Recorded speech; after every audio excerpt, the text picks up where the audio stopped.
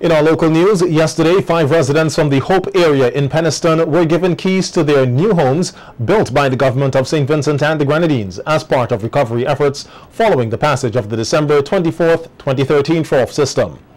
Director of the National Emergency Management Organization, NEMO, Howie Prince, says it is government's vision to strategically put plans in place to ensure that persons get relief following a disaster. Prince says the handing over of the 5 houses marked the closing of the chapter to relocate and build houses for Vincentians that were affected by the floods. Right systems have put in place people to manage these systems that the response to these was as almost, not totally, but almost as painless as it could be. It could have been worse. We have seen it very, very much worse in other places. You would remember that agencies like BRAXA and the Ministry of Works worked hard to clean roads and to build up Bailey bridges.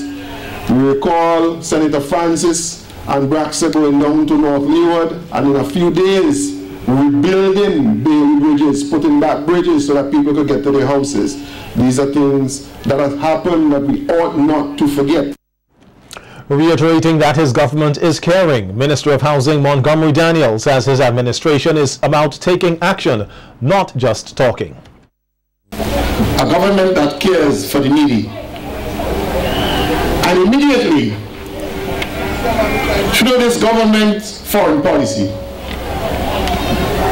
this government was able to secure the resources, mobilize the resources, and therefore restore the dignity and pride of our people. And so I don't want you to take my word for it, because I believe the proof is in the pudding, and so it's only when you eat it you can realize what I'm saying is true. Rehabilitative work is currently being done on the Richmond Hydro plant at a cost of some $6 million. Communications officer at the St. Vincent Electricity Services Limited, VINLEC, Tamara Jobs-Sprott, says the project allows for the improvement of the human resource capacity, with over 30 locals now having the skill of installing the fiberglass pipelines. Jobs-Sprott says VINLEC not only sees the need to ensure that the company gets the best durable products, but also seeks to ensure that staff gets the requisite training with the upgraded technology. We have on site about 35 local persons who are employed, just about 20 of them from the North Leeward area. So you can understand that this brings great financial benefits to St. Vincent and the Grenadines, and especially to North Leeward. And usually when we do our work as a company, we try to employ as many local persons as possible. It's also part of building capacity across St. Vincent and the Grenadines. And George Vavaloutsas, consultant for OTEC, the company which is providing the fiberglass pipelines for the project, says he is very pleased with the work being done by the locals. Providing the advice and assistance, civil engineering field. Right now the work is going really good. They're following all the indications. They have done a very good job. And that we have found here are the big stones that we found it, and actually that proceeds from the volcano parts, and we are very near to the river, so we're going to find a lot of rocks. So that's the big challenge to do it, because by the way, the guys, the assistants of VINLEC have been very good for us here. So they follow all the indications, so it's good. But the most challenging is the landscape for the big rocks. Registrar of Cooperatives Cecil Jackson is emphasizing the need for the newly formed Fancy Vegetable Farmers Cooperative to follow the guiding principles under which all cooperatives operate. Jackson, who was speaking at the launch of the cooperative on Thursday, says precepts such as transparency and accountability must be assured for members to have trust in the financial institution. And whether race or whatever affiliation, and the second issue or principle, the noble principle of democratic control. I expect of this organization, and in particular the board of directors, that at all times they will be transparent, accountable, and there should be genuine participation in decision making. It is through these noble principles that the issue of trust and commitment are molded. Another important issue that I will encourage you, or principle that I will encourage you to continue on, is the ongoing education for your membership. Opposition leader Arnim Eustace says the focus of the march and rally being held this evening at Sion Hill will allow the various candidates of the NDP to outline their plans for their constituents. Eustace, who was on his radio program New Times, says the event begins with a candlelight march from the party's headquarters from 6:45 to Sion Hill, where the rally will be held.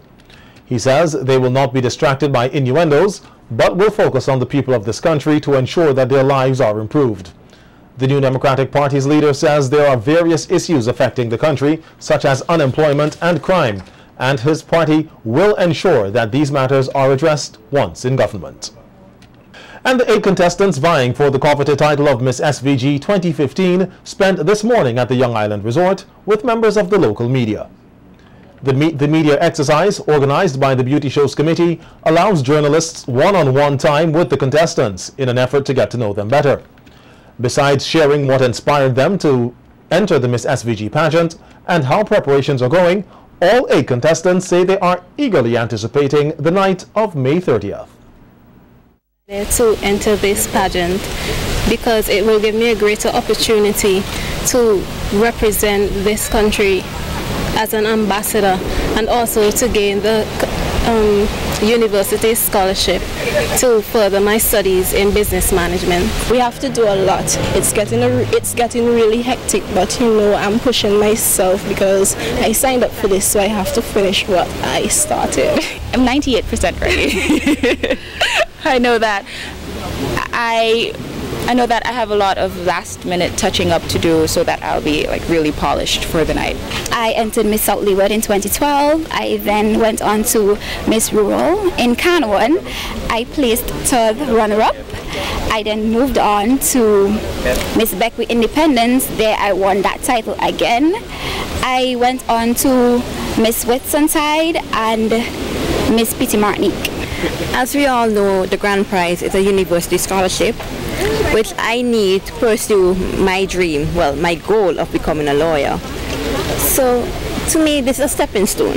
It was something I always wanted to do when I was younger, and the fact that my mother entered in her earlier years also.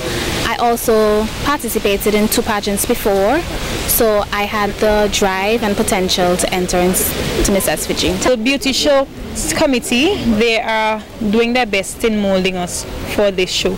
So it is going very well, and I know that there will be a good show because of the training. Since we started training, I am confident and consistent. We started training in January of 2015, and up until now, I am still that person.